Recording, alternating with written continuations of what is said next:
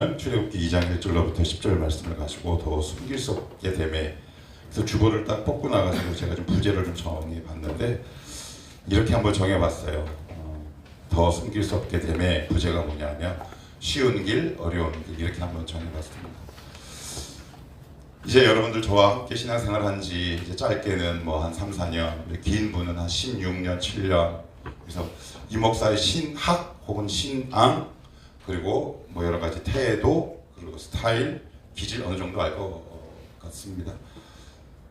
한 청년이 이런 이야기를 하더라고요. 저희가 막 힘들게 어렵게 가서 목사님이 실패한 게 참 위로가 돼요. 그렇게 얘기를 하는데 이걸 칭찬이라고 들어야 되는 건지, 그냥 그래서 저는 좋게 해석하기로 했습니다. 아, 하나님의 위로가 함께 있겠구나. 그래서 저는 제 눈에 잘 보이는 게 있어요. 뭐가 잘 보이냐면, 아, 쟤는 어렵게 가겠구나. 근데 제일 통쾌할 때가 언제인 줄 아십니까? 제 예상이 여지없이 깨질 때입니다. 그리고 나서는 하나님 감사합니다. 그러니까 나는 분명히 쟤는 되게 어려울 것 같은데, 또 반대도 있어요. 아, 쟤는 되게 쉽게 가겠구나. 그런데 막 어려운 길을 찾아가는 사람이 있어요. 신명기 30장에 보면 주님께서 모세를 통해 이렇게 말씀하시거든요. 내가 오늘 생명과 복과 사망과 화를 내 앞에 두었노니, 그 다음 말씀이 뭘까요?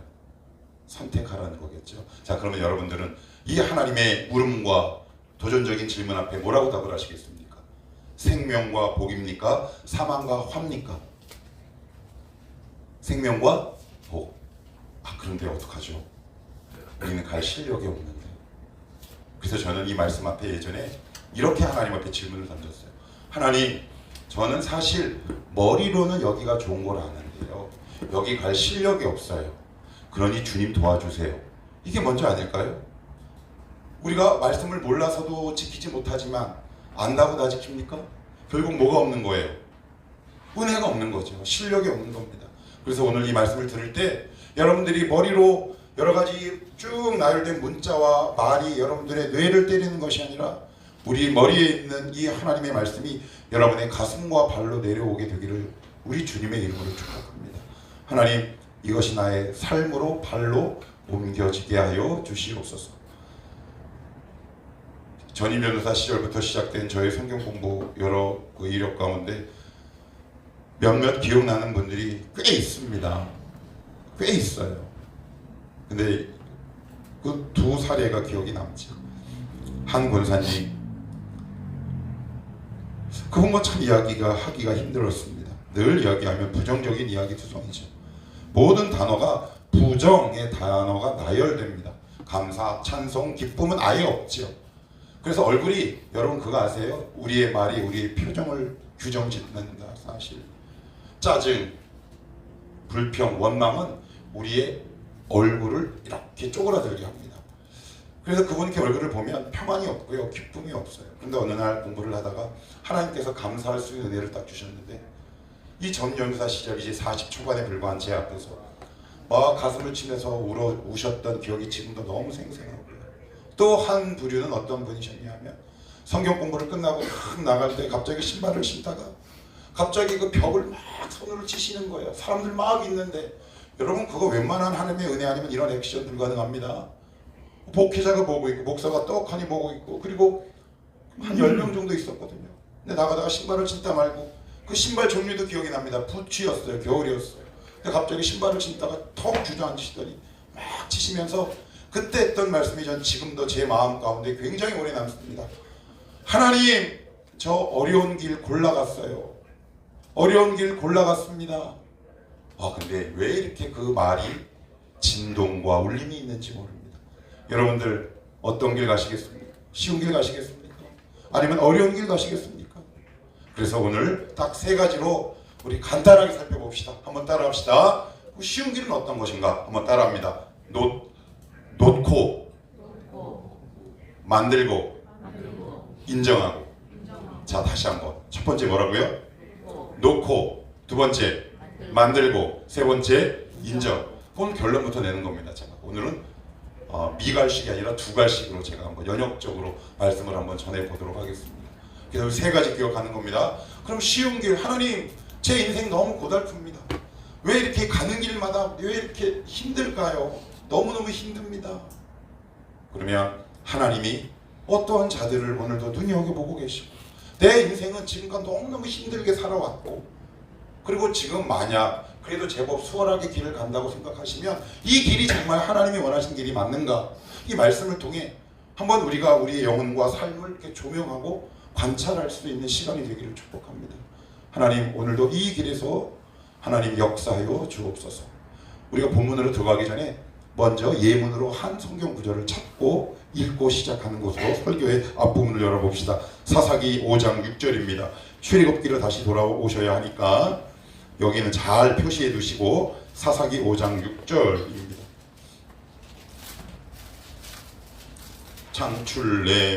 창출레민신수삿, 창출레민신수삿 367페이지입니다. 367페이지. 367페이지 찾으셨나요? 예, 사사기 5장 6절 읽어봅니다. 시작. 아나세 아들 삼갈의 날에 또는 야엘의 날에는 대로가 비었고 길에 행인들은 오솔길로 다녔도다. 제가 예전에 설교했던 본문이기도 합니다. 어디가 비었답니까? 대로. 어디가 북적였답니까? 그럼 어느 길이 더 쉬운 길입니까?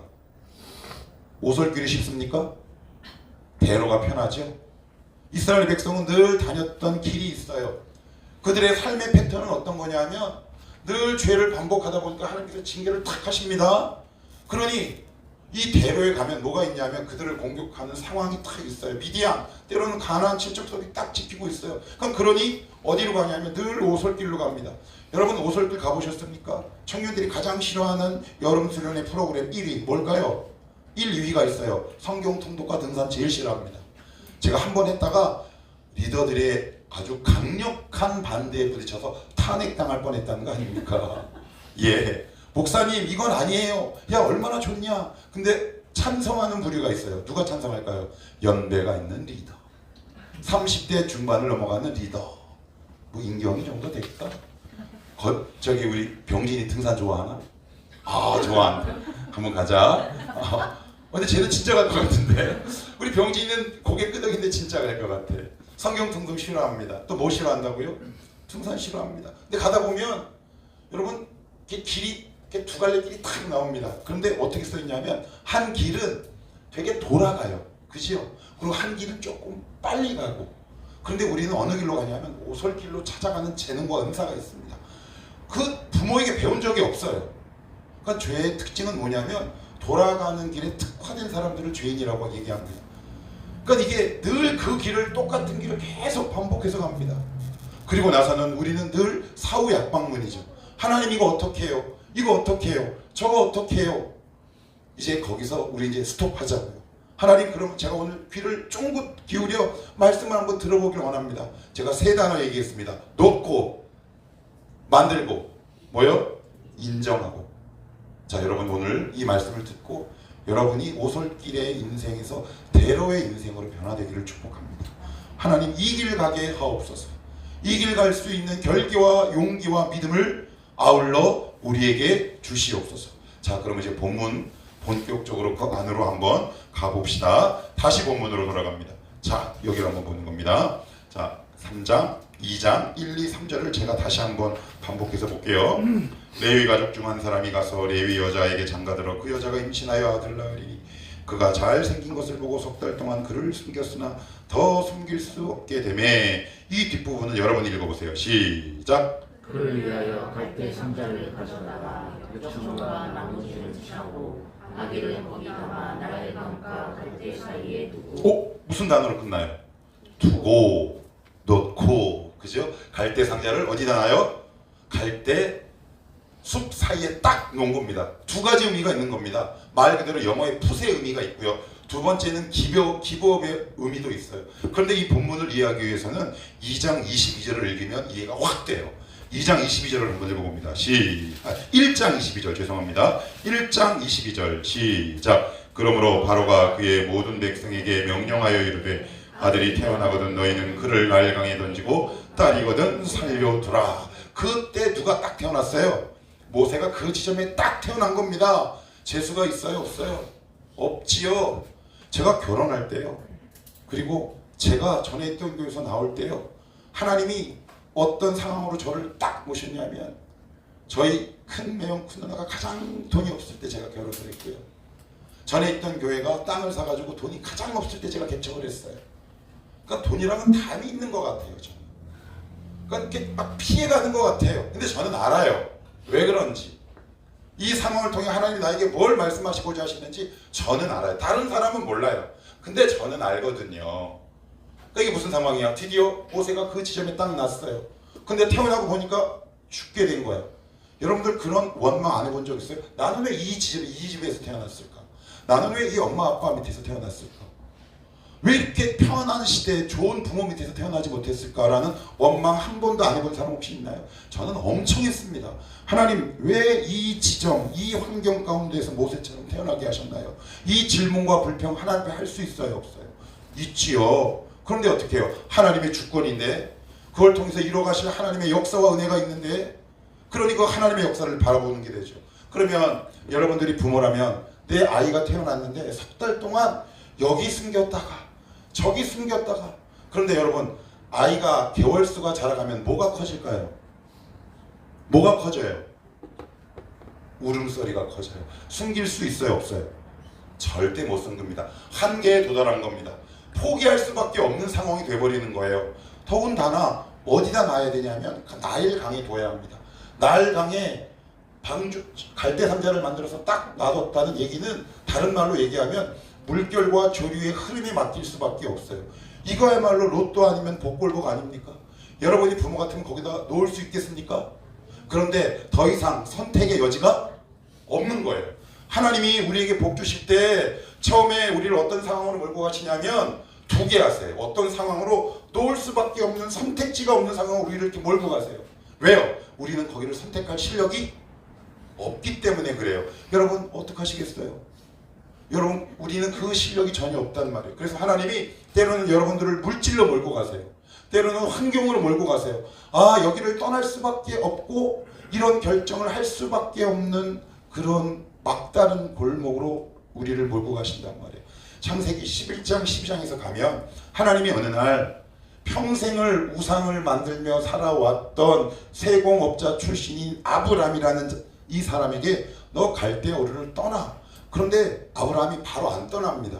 그런데 11장 말미와 12장 넘어가기 전에 이런 구절이 딱 등장합니다. 데라는 갈대아 우르에서 205세에 죽었더라. 아브라함이 왜 못 떠날까요? 누가 있는 거예요? 아버지가 있는 거예요. 아버지는 거기서 오래된 유지란 말이에요. 그러니까 하나님이 떠날 수밖에 없도록 상황을 몰고 가시는 거예요. 그러니까 때로는 우리의 순종이 마지못해 하는 순종도 하나님이 굉장히 귀하게 보신다는 거 여러분들 이해하셔야 돼요. 그러니까 우리는 꼭 어떤 일을 순종할 때 100%가 차야지 순종한다고 생각해요. 여러분, 인간에게 100%는 없어요. 우리 안에 얼마나 불순한 동기가 얼마나 많이 있는지 몰라요. 그래서 하나님이 우리를 자꾸 몰고 가세요. 그래서 갈대를 이용해서 상자를 이렇게 합니다. 여러분 어떻게 하시겠어요? 지금 최근에 어떤 상황에 몰린 거 있으세요? 이 자리를 떠나야 할 수밖에 없는 자리 있으세요? 그러면 첫째, 제가 아까 온 첫 번째 단어 뭐라고 말씀드렸나요? 놓고, 두 가지 의미가 있다 그랬어요. put, 두 번째는 give up, 손 떼셔야 합니다. 손 떼셔야 이래요. 여러분들이 벌벌 떠는 그 문제에 여러분의 손을 떼는 순간 하나님이 역사하십니다. 찾아볼까요? 오늘 본문 안에 다 나와 있어요. 자, 3절 갈대 사이에 어떻게 해요? put, give up, 놓고 놨습니다. 이제 얘는 죽을 일밖에 남지 않아요. 자, 그러면 5절 여러분들이 한번 읽어봅니다. 시작. 바로의 딸이 목욕하러 나일강으로 내려오고 시녀는 나일강가를 보는 때에 그가 갈대 사이에 상자를 보고 시녀를 보내어 가져가라. 예, 언제 내려왔나요? 언제 바로의 공주가 이 갈대 상자를 발견하나요? 언제예요? 갈대 사이에 놨을 때, 그죠? 그때 마침 여기서 목욕은 우리가 말하는 이 샤워가 아니에요. 종교적인 몸 씻음, 재래 의식이에요. 그 시간에 그 지점에 하필 바로의 공주가 그 자리에 딱 왔는데 그 시점이 언제냐? 우리의 손에서 무언가를 놨을 때예요. 하나님, 이거 갖고 끙끙거리는 것들이 있어요. 여러분들 21세기는 돈 문제 갖고 끙끙거리게 하지요. 그런데 하나님은 때로는 여러분이 스스로 놓지 않으면 어떤 상황으로 이렇게 몰고 가세요. 그래서 그것을 놓을 수밖에 없는 환경으로 우리를 만드신단 말이에요. 그럴 때 어떻게 하라? 놓으라. 다시 한번 따라합시다. 놓읍시다. 다시 한번요. 놓읍시다. 예, 놓고요. 하나님이 우리를 자꾸 몰고 가신다는 말이에요. 그러면 이번에는 이거를 좀 각색을 해서 이렇게 한번 말씀드려 볼게요. 갈대 상자에 누가 타고 있습니까? 모세가 3개월짜리예요. 3개월. 그런데 제가 예전에 이 말씀 드렸죠. 갈대 상자와 노아의 방주 이 단어가 똑같다고 그랬어요. 태바라고 제가 몇 번 말씀드려서 청경고 리더들님이 귀에 딱지가 박혀요. 세 가지가 없다고 그랬죠. 도, 다, 노. 그러면 이 갈대 상자는 뭐에 의해서만 움직여요? 물의 흐름에 따라 움직이죠. 그러니까 우리는 불안해요. 왜요? 내가 할 수 있는 게 없는 거예요. 그런데 만약 여러분들이 모세라면 그 안에 있는 어느 정도 그 갈대 상자를 저을 수 있는 모세라면 저기 지금 나를 죽이려고 했던 바로의 공주가 오는 것을 여러분 눈으로 보면 반대쪽으로 갈까요? 아니면 그쪽으로 갈까요? 반대로 가죠. 그래서 하나님이 우리 안 주시는 거예요. 여러분들에게 왜 돛을 안 주는 줄 아세요? 닻을 안 주는 줄 아십니까? 왜 노를 안 주는 줄 아세요? 왜? 그 문제만 보면 반대로 도망가거든요. 그러니 문제의 근원을 차단해 버리는 거죠.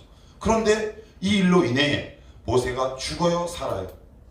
삽니다. 오늘 이걸 하나님이 우리에게 보라고 말씀하고 있는 겁니다. 그러니 제발 놓으라, 놓으라, 놓으라. 거기다 두라, 풋하라, 기부업하라.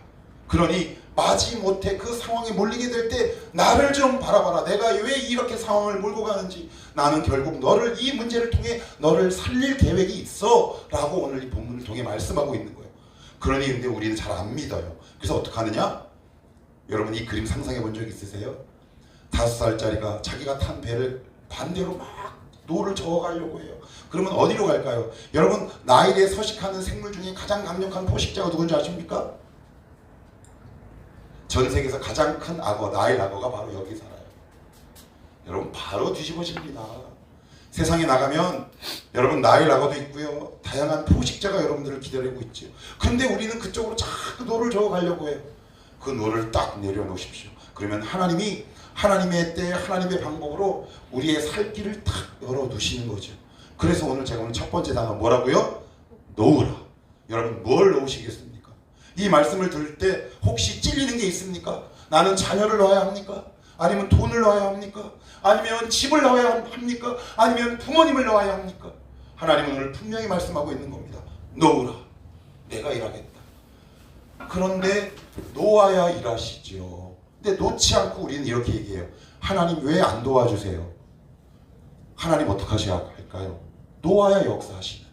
그죠? 놓아야 그 물의 흐름을 따라 그 갈대 상자가 바로 공주 앞에 딱 머무는데 여러분들 놓으셔야 역사하죠. 한번 잘 보세요. 여러분들 올 한 해, 작년 한 해 쭉 기도의 제목들이 있었어요. 응답된 것도 있고 안 된 것도 있을 겁니다. 그런데 안 된 것들을 한번 쭉 나열해 보세요. 그런데 그 항목 중에 내가 지금 놓지 못한 것 때문에 하나님이 응답하고 싶어도 응답하지 못한 것들이 혹시 있을지 몰라요. 한번 살펴보시기 바랍니다. 하나님 놓게 하옵소서. 뭐 우리 교회가 한 20여 명밖에 안 되기 때문에 아무개라고 해도 다 알 거예요. 그러니 익명으로 하지 않겠어요. 이 앞에 계신 유아무개 집사님이 제자훈련 때 이 말씀하시더라고요. 제 아내도 그렇고요. 얼마 전에 제자훈련을 이렇게 딱 하는데 우리 유 집사님이 그냥 얼굴이 환해가지고 수건을 가려댈 만큼 너무 환하게 우시는 거예요. 그런데 저는 저만의 편견인 줄 알았더니 제 아내가 보더니 목사님 아니 저기 집사님 오늘 얼굴이 너무 예쁘고 좋으세요. 그랬더니 그래요? 또 아닌데. 그러면서 이제 이야기를 나눴는데 여기 계신 이 집사님이 이런 이야기를 하더라고요. 마음이 너무 편하대요. 놨다는 거예요. 이제 이사갈 결심을 했다는 거예요. 놓으면 편하지요. 놓으면 역사합니다. 놓으면 하나님이 일하십니다. 여러분 그 지점에서 하나님의 역사를 경험하게 되기를 축복합니다. 첫 번째 어떻게 하시라고요? 놓으라. 풋 하고 기부업 하시라. 그게 쉬운 길입니다. 그게 쉬운 길이다. 그럼 두 번째 3절 다시 읽어요. 3절 여러분들이 다시 한번 읽어봅니다. 시작. 더 숨길 수 없게 되매 그를 위하여 갈대 상자를 가져다가 역청과 나머지는 칠하고 아기를 거기다가 나일 강가 갈대 사이에 두고. 자, 그럼 여기 갈대 상자를 무엇으로 만들었어요? 갈대 상자를 가져다가, 일단 갈대는 기본이죠. 그 다음에 무엇과 무엇을 칠했대요? 역청과 나무진. 자, 봅시다. 나무진이 뭐예요? 이것을 두 글자로 뭐라고 그래요? 송진이잖아요. 그럼 송진은 어떨 때 저 나무에서 송진이 나올 수 있을까요? 나무가 베어야 돼요. 나무가 컷 당해야 돼요. 그럴 때 거기서 송진이 나옵니다. 그리스도의 몸이 로마들에 의해서 칼로 몸이 컷 당해요. 거기서 나오는 피로 우리의 인생은 구성되는 겁니다. 여러분의 인생은 주님의 피값으로 이루어진 사실을 여러분 기억하실 수 있어야 합니다. 여러분의 살아가는 삶이 그냥 살 수 있는 삶이 아니라는 겁니다. 송진, 우리 예수 그리스도의 컷당한 그 영혼과 육체에서 난 피로 우리의 인생이 재료로 구성되어야 한다고 성경은 말하고 있는 겁니다.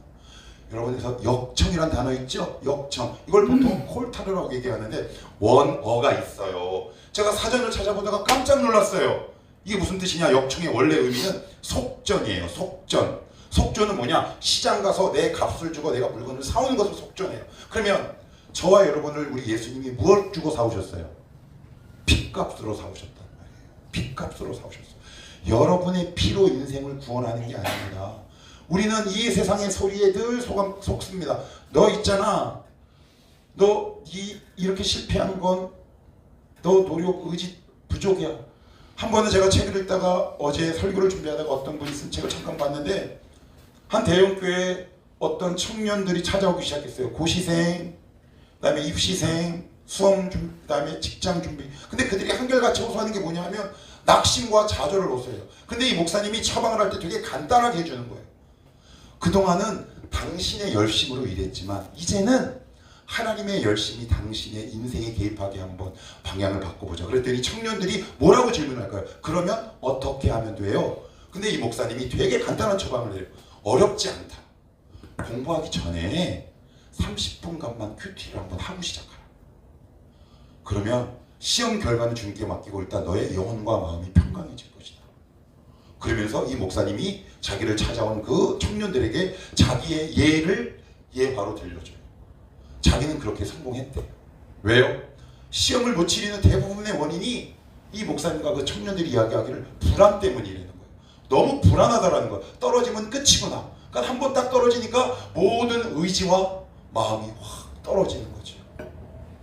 여러분, 우리의 인생은 우리 예수 그리스도의 피값으로 우리의 인생 곳곳을 이렇게 발라야 되는 겁니다. 그래야 이 방준한 인생이 침몰하지 않습니다. 예문을 찾아봅시다. 누가복음 5장 6절을 찾습니다.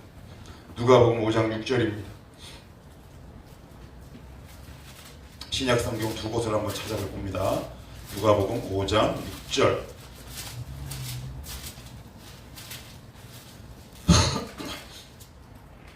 누가복음 5장 6절 94페이지인가요?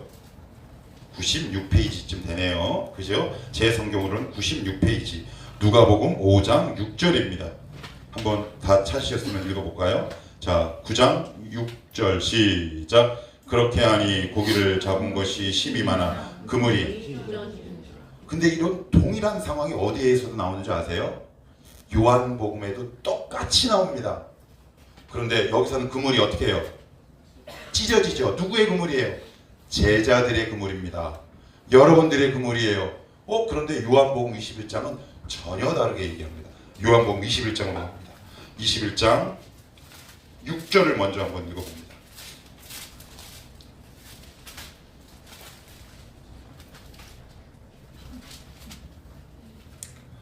요한복음 21장 6절 185페이지입니다. 요한복음 21장 6절로 한번 찾습니다. 자, 찾으셨죠? 자, 읽습니다. 시작. 이르시되 그물을 배의 오른편에 던지라. 그리하면 잡으리라 하시니 이에 던졌더니 물고기가 많아 그물을 들 수 없더라. 11절 시작. 시몬 베드로가 올라가서 그물을 육지에 끌어올리니 가득히 찬 물고기가 153마리라. 이같이 많으나 어떤 그물은 찢어집니다. 어떤 그물은 찢어지지 않습니다. 찢어지는 인생이 있습니다. 내가 무언가를 얻었지만 내 인생을 버리는 것들이 있습니다. 이 세상은 우리에게 뭐라고 얘기하는 줄 아십니까? 내가 너희들에게 돈을 준다. 그렇지만 너의 인생은 찢어질 것이다. 너의 가정은 찢어질 것이다. 이 세상은 이 세상의 방법과 재료로 여러분들의 인생을 읽어나가면 손에 얻는 거 있습니다. 왜요? 실제로 많이 보잖아요. 그러나 기억하셔야 겠습니다. 인생이라는 그물은 찢어진다는 사실입니다. 여러분 1994년도에 우리나라에 전무후무한 사건 2개가 일어납니다. 하나는 성수대교 붕괴입니다. 또 하나 뭔지 아십니까? 그때 제가 잠시 1단지에 살았습니다. 삼풍백화점이 붕괴됐습니다. 그리고 얼마 지 않아 기아자동차 아시죠? 기아자동차가 파산을 해버립니다. 그런데 이 기아자동차 회장이 강남의 모 대형교회 장로입니다. 그런데 어느 날 담임 목사님과 1대1로 식사를 할 기회가 있었어요. 그런데 거기서 기아자동차 회장 이분이 그 담임 목사님에게 이렇게 얘기합니다. 목사님, 제 인생은 찢어졌습니다. 하나님이 제 인생을 찢어 놓으셨습니다. 돈은 벌었지만 이 회사가 찢어져 버렸습니다. 여러분, 성도는 그리스도의 피와 하나님의 말씀으로 만들어가야 찢어지지 않습니다. 여러분, 그래야 무언가를 얻고도 후회하지 않습니다. 사단의 유혹과 미혹에 속지 마십시오. 다시 한번 말씀드립니다. 너 그렇게 살면 부자 돼. 예, 부자 됩니다. 빌딩 올릴 수 있습니다. 예, 차도 캐딜락 살 수 있습니다. 그러나 기억하셔야 합니다. 인생이라는 그물이 어떻게 해요? 찢어지죠. 근데 요한복음에 보면 찢어지지 아니하였더라. 그러면 갈대상자에 물이 들어왔어요? 안 들어왔어요? 침몰됐어요? 유유히 흘러갔어요? 그래요. 여러분의 인생을 하나님의 말씀과 하나님의 은혜로 이것을 재료를 이용해서 만들어 가십시오. 그러면 하나님이 반드시 여러분의 인생을 통해 영광받고 존귀함 받으십니다. 하나님이 높아지면 나도 높아집니다. 여러분 기억하셔야 합니다. 내가 하나님을 높이면 내가 낮아지는 게 아닙니다. 내가 높아지면 하나님이 낮아질 수 있지만 하나님이 높아지면 나도 같이 더불어 높아지게 되는 거지요. 두 번째 말씀드렸습니다. 첫 번째는 높고, 두 번째는 뭐요? 만들고. 무엇으로? 그리스도의 피로, 하나님의 은혜로, 하나님의 말씀으로 여러분의 인생이라는 방주와 그물을 지어가라. 마지막 세 번째, 오후날이 끝냅시다. 출애굽기 2장 10절. 자, 여러분들이 한번 보시겠어요? 출애굽기 2장 10절입니다. 자, 시작. 그가 바로의 딸에게로 데려가니 그가 그의 아들이 되니라. 그가 그의 이름을 모세라여 이르되 이는 내가 그를 물에서 건져내었음이라 하더라. 모세가 스스로 살았어요? 누군가의 도움을 받았어요? 능동태예요? 수동태예요? 수동태예요. 우리의 인생은 다 수동형 인생이에요. 그런데 세상은 뭐라고 얘기하는 줄 아세요? 네가 이 세상의 주인이다 라고 얘기합니다. 그런데 여러분들이 아무리 그렇게 얘기를 해도 우리는 누군가의 구원과 도움 없이는 이 땅에서 살아낼 수가 없는 존재들입니다. 왜 하나님께서 교회 공동체를 허락하실까요? 왜 교회 밖에는 구원이 없다라고 중세교회 수많은 사제들이 외쳤을까요? 왜냐하면 밖에 나가면 혼자거든요. 우리는 서로 도움을 받아야 돼요. 그런데 더 깊은 뜻이 있는 거죠. 모세가 누군가의 건짐을 받았던 것처럼 너의 인생도 나의 개입과 구원이 필요하다. 그런데도 너 혼자 살아가겠느냐? 라고 말씀하는 거예요. 그러면 뭐예요? 하나님의 축복과 인도하심을 인정하는 겁니다. 따라합시다. 인정하라. 예, 여러분 인정하시겠습니까? 나는 수동형 인생이라는 거, 나는 누군가의 도움이 필요한 인생이라는 거, 하나님의 개입이 필요한 인생이라는 거, 내 지금 무한질주같이 브레이크 없이 달려가는 내 이 바쁜 삶을 브레이크를 꽉 누를 수 있는 것이 하나님의 말씀뿐이라는 거, 여러분들 신뢰하고 인정하십니까? 여러분 인정하십시오. 그래야 하나님이 보이기 시작합니다. 정리할게요. 제가 세 단어 말씀드렸어요. 첫째, 어떻게 하시라? 놓으라.